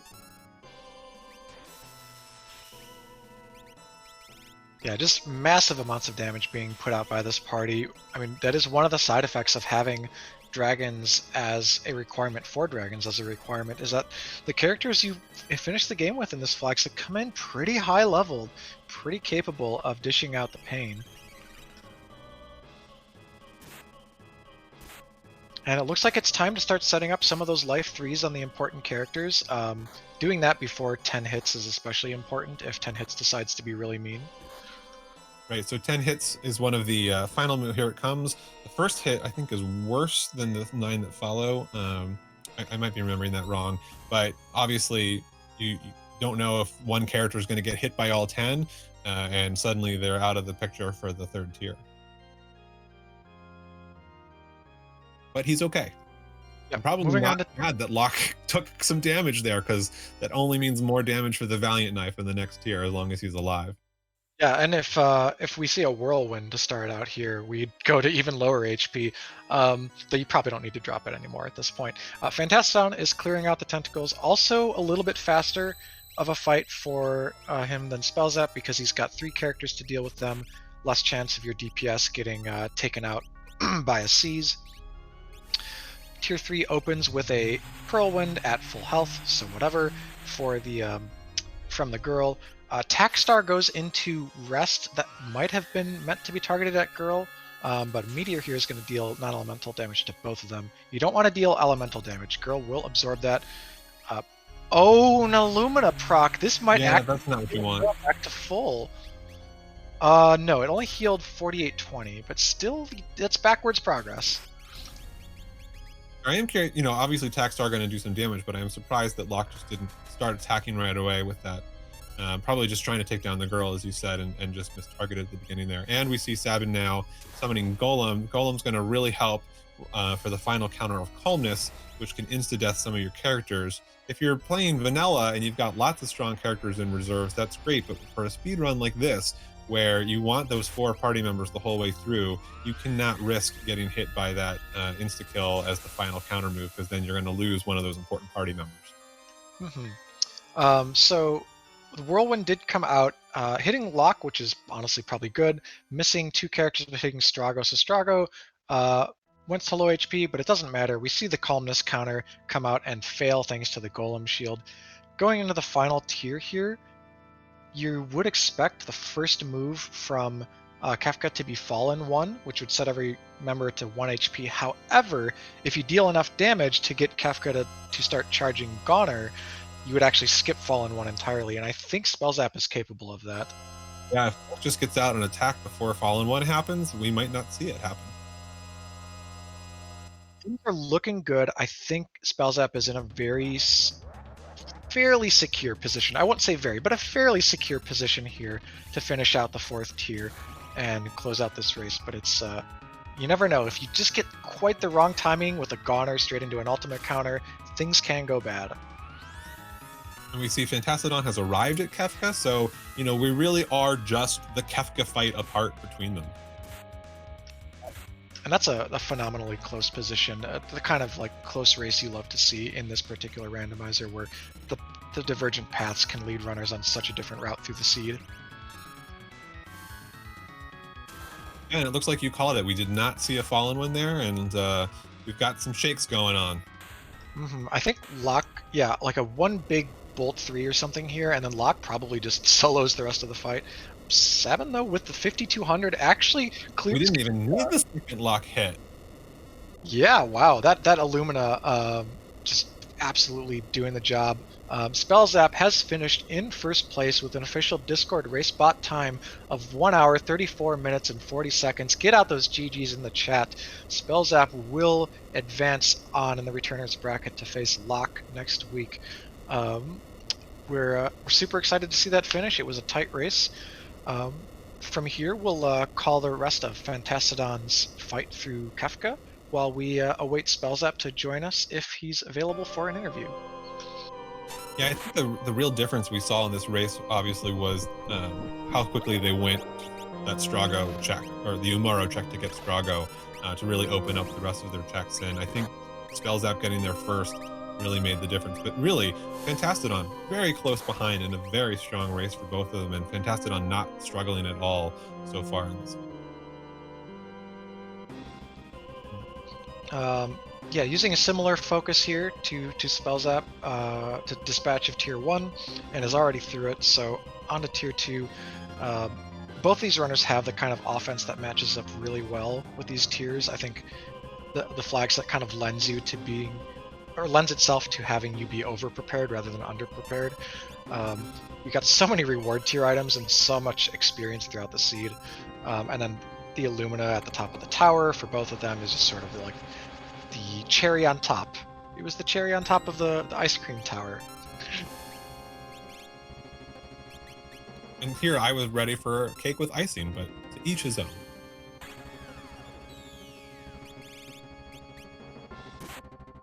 And we're joined in the booth by spellzapp. GG tonight, and congrats on the win. Hey, thanks, Cheese. It was a fast one, that's for sure. I had pretty much everything I ever wanted. You know, it was interesting. It was interesting watching you both figure out that you really needed to do that Umaro check. It was the only way you were going to open up some other characters there. Yeah, it's actually kind of interesting. I saw the Strago in the Umaro check when I went to go do Kefka and Narsh, and that was mostly the reason why I did Kefka and Narsh, just kind of peek that check, and it was kind of good to see that Strogo there. I mean, I wasn't happy, obviously, to see Strogo, but I needed another character, so you take what you can get. That's kind of the big inflection point in the seed. I want to say there are two major differences, because even though your route diverged a little bit early, you were mostly limited to a few checks because your characters only had so many. But post Strago, you went for Fanatic's Tower pretty aggressively. It was only a couple checks later, and you saw Sabin and followed him through to all kinds of great characters, including Cyan at the Imperial camp. Very, very different route for Fantastadon, who was in excess of the character requirement by the time he picked up Sabin to get one last Esper off the Fanatic's Tower afterwards. Yeah, and I think that came from me wanting to peek checks. So I went to Fanatic's Tower, which had the information before you do the check. And I kind of favor those in this flag set and just kind of followed that along to make my route through the game. We also noticed that you peeked Terra at the Doma fight and pieced out. You did not want that other character, and you went looking elsewhere for your other checks. Yeah, it was more that I saw Magimaster than anything. I mean, I could have definitely taken him, but I was over the character limit, and I needed... and I looked at my tracker here, and I did see that I still had like places like Dream and Phoenix Cave where I was going to go anyway to get the dragon, and Mount Zozo. So I was like, you know, I can probably get 3 Espers, so I don't need to slog through a Magimaster fight and then just for another character. That's a great point. Here we have Fantastadon on to tier 3, jumping away with Edgar. The two of you, of course, did quite different builds outside of the overlap with the Lock Valiant Knife offering. Calmness already coming down, knocks out Realm and Lock. Ooh. Oh, that is not what Fantastadon wants to see. This is going to make his final Kefka fight a little bit trickier. Edgar's going to come down on top of Kefka 4 with that Aura Lance, because it's still in the midair, and hopefully deal a good amount of damage, but you lost 2 major characters. Mog was picked up later, has Throw, but we're going to be on to the backups here for Fantastadon. We got we got a respectably high HP Sabin and a 1 HP Strago. Can we do something with this?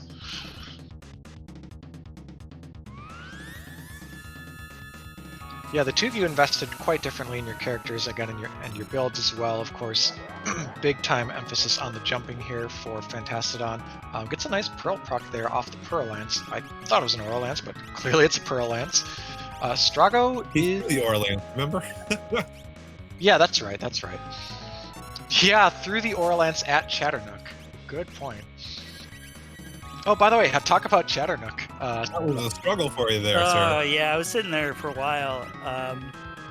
I got charmed. I hoped I didn't get just annihilated by myself. Luckily, cast life.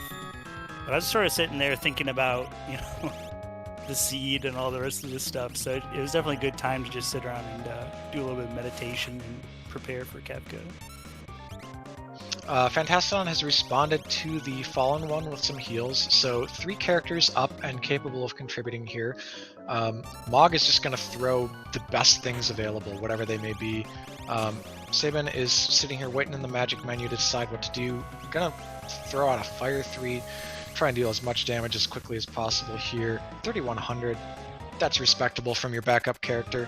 Train, this will both mute and blind the 2 characters here. For Mog there, because I think Mog's wearing a ribbon, but certainly for Sabin, who was trying to either attack with, I think that Ragnarok equipped, or use magic, definitely going to need to take a turn to heal him up, or take the chance that he just will miss. Ninja Star coming out there, that's a lot stronger than the weapon that was thrown earlier. This Goner shouldn't kill anyone, but a successive Ultima counter absolutely would, so we might take a moment here to breathe, heal up, make sure that we've got our numbers and so forth in order, because after a long, tough tournament race like this, the last thing you want to do is like have the Ultima counter come out and ruin your day. Okay, Edgar, only 2 jumps there. 7 misses. There's a Revenger. We don't care about this. This will just eliminate any buffs, which we don't actually have up. 4,400 star. No Given count. the possibility of that ultimate counter, he's probably hoping that Edgar's still in the air and that it's not Edgar that comes down and triggers it. Exactly. Edgar would be able to be safe from it and seal the seed, but it looks like Mog has done it with 4,800 damage from a Ninja Star. Fantastadon finishes tonight in 2nd place with an official Discord race spot time of 1 hour, 42 minutes, and 35 seconds. Get out those GGs in the chat for Fantastadon. Really strong runs for everybody tonight, but obviously just spellzapp had a slight advantage in terms of how quickly he opened up those other checks.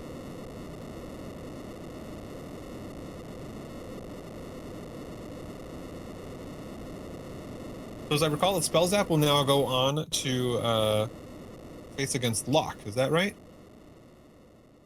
That's right. I guess while you're still in here interviewing, maybe before we pull in Fantastadon, what do you think about the prospects of your next matchup there, spellzapp?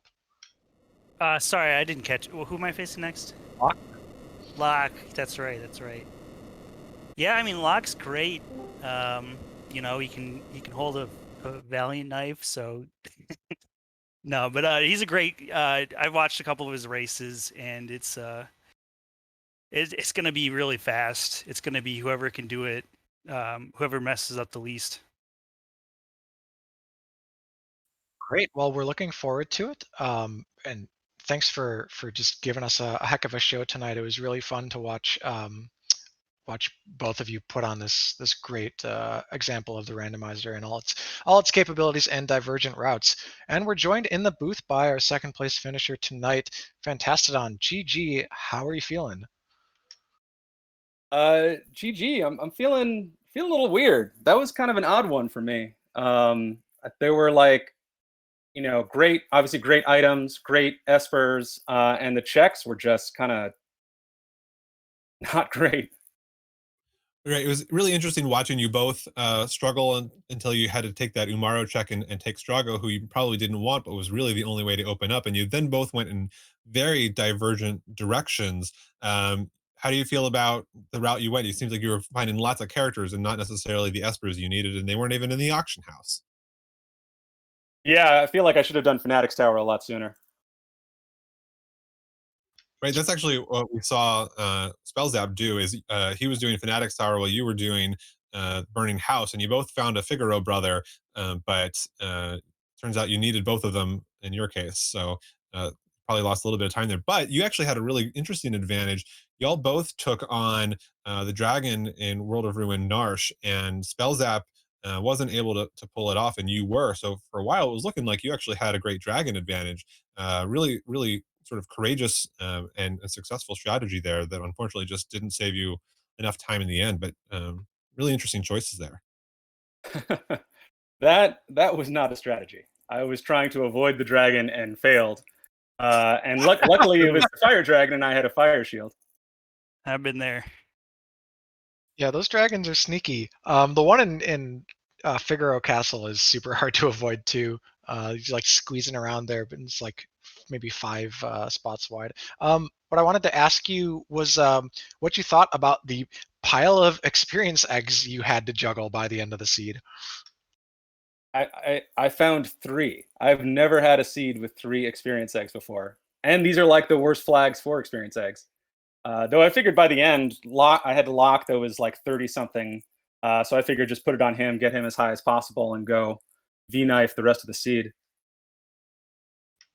Speaking of lock, sorry about that. We were sweating when Calmness came out, possibly earlier than expected for you, because you had Fenrir to prepare for that. Yeah, I was about to cast Fenrir, but I didn't have time, and then sleep took out my 2 best characters. Didn't stop you from winning the fight, though. You still had some good backups. I think that was the one surprising advantage that you had in that circumstance because you had all of these other characters who had at least gotten a little bit of time and play. Yeah, something I've been sort of thinking about is like leaving the unnecessary characters alive as you work through Kefka's tower, and then hopefully one of them gets enough experience to actually be useful in case you need a fifth, or in my case, sixth character.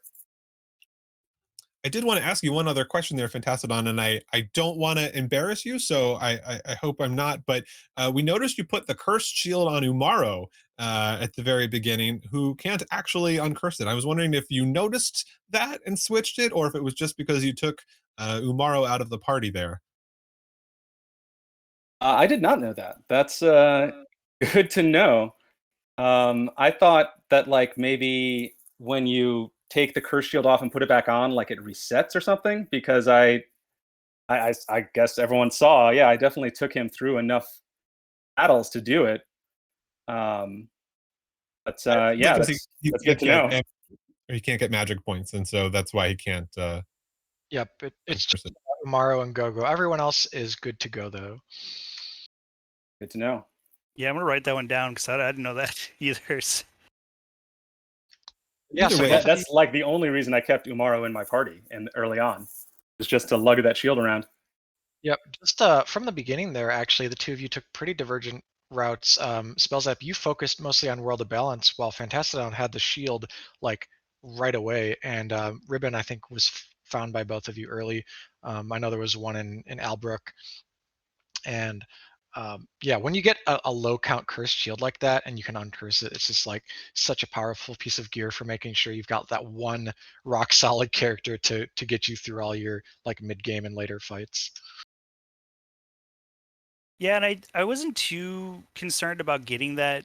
I know like when you have a lock start, you kind of want to go to obviously there first to try and get that, but I know I wasn't going to take any fights for another probably 10 minutes into the seed just because I wanted to grab all my shops.